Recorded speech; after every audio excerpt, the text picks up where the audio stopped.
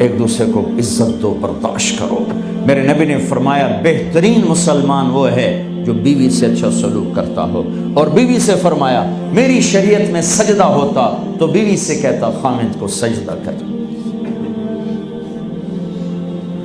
بہترین صدقہ اولاد کی تربیت ہے۔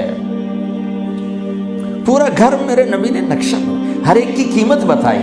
ماں تیرے قدموں تلے جنت، کا کاش میری ماں زندہ ہوتی، تم دیکھتے میں کیا کرتا، میں عشاء کی نماز کے مصلی پر ہوتا، میں سورۃ فاتحہ پڑھ رہا تھا، ادھر سے آواز آتی میری ماں کی محمد، تو میں نماز توڑ کے کہتا لبیک اماں جان۔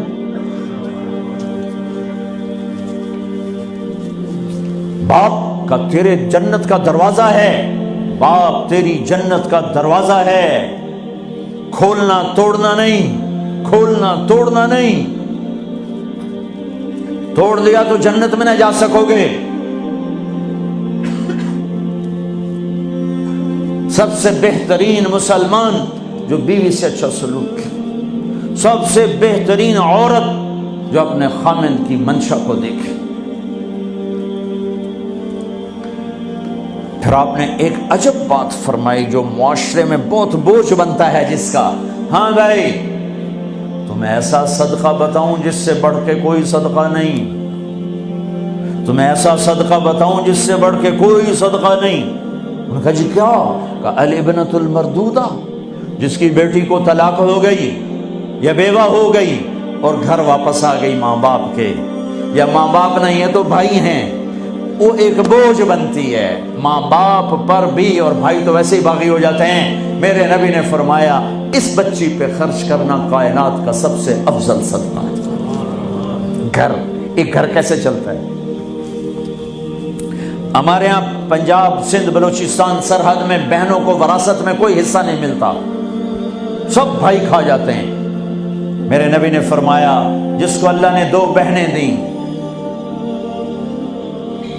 اس نے ان کا حق ادا کیا، شادی کی حق ادا کیا۔ ماں باپ کی وراثت میں سے ہوتا ہے، اگر میں نے کوئی خود کمایا ہے اس میں بہنوں کا حق نہیں، ماں باپ سے اگر 1 روپیہ بھی آیا ہے تقسیم کیا جائے گا۔ جس نے بہنوں کا حق ادا کیا، شادی کی حق ادا کیا، اس پہ جنت واجب ہو گئی۔ جس کو اللہ نے 3 بیٹیاں دی، اس نے ان کی ڈولی اٹھائی، وہ جنت میں میرے ساتھ یوں ہوگا۔ ایک بولے اگر 2 ہوں، کہ جس نے 2 بیٹیوں کی شادی کی وہ بھی ایسے ہوگا۔ اللہ بھلا کرے۔ ایک صحابی کا کہ جس کی 1 ہو، کہ جس کی 1 ہے، اگر اس نے اس کو عزت سے رخصت کیا تو وہ بھی میرے ساتھ ایسے ہی ہوگا۔ پھر کئی بچیوں کو طلاق پڑی ہے کہ اس کو بیٹا نہیں ہوتا۔ یہاں آنے سے پہلے کا واقعہ، پنڈی سے بچی رو رو برا حال اس کا، میں تو فون سنتا ہی نہیں ہوں ایسے کہ میرا تو کلیجہ پھٹ گیا ہے۔ ہے کہنے لگی کہ سسرال نے کہا تھا بیٹی ہوئی تو طلاق دے دیں۔ میں نے کہا اس میں میرا کیا قصور ہے، اور بیٹی ہی ہوئی اور مجھے طلاق پڑ گئی اور میں گھر آ گئی 22 سال کی عمر۔ بیٹی دینے والا اللہ اور ظلم کرنے والا سسرال۔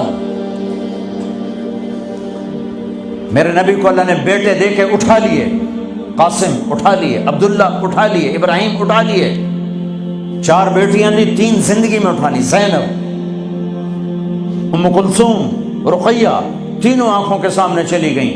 فاطمہ سے نسل چلی، آپ نے فرمایا لوگوں کی نسل بیٹے سے چلتی ہے، میری نسل میری بیٹی فاطمہ سے چلی تھی۔ اس لعنت کو دھویا۔ عورت کا کیا قصور ہے اگر اس بیچاری کو بچیاں ہو رہی؟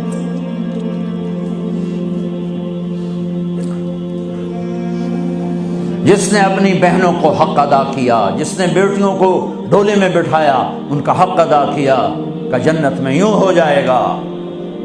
بہنوں کو دینا اتنا ضروری ہے، حرام ہو جاتی ہے روٹی۔ میں نے مولانا جمشید صاحب میرے استاد ہیں، میں نے ان سے تفسیر پڑھی۔ میں ایک دن شہد کی بوتل لے کر گیا، پرانی بات ہے 76-77۔ میں نے کہا حضرت یہ ہدیہ ہے۔ فرمایا کہاں سے لائے ہو؟ کہ میرے اپنے باپ ہے۔ فرمایا تیرے باپ نے اپنی بہنوں کو، تیرے باپ نے اپنی بہن یعنی میری پھوپھیوں کو، تیرے باپ نے اپنی بہنوں کو زمین میں سے حصہ دیا تھا؟ یہ سوال کیوں کیا؟ 10 روپے کی شہد کی بوتل تھی اس وقت، کہ اگر دیا تھا تو یہ میں لے لوں گا، اگر نہیں دیا تو پھر یہ حرام ہے، میں نہیں لوں گا، یہ مطلب تھا۔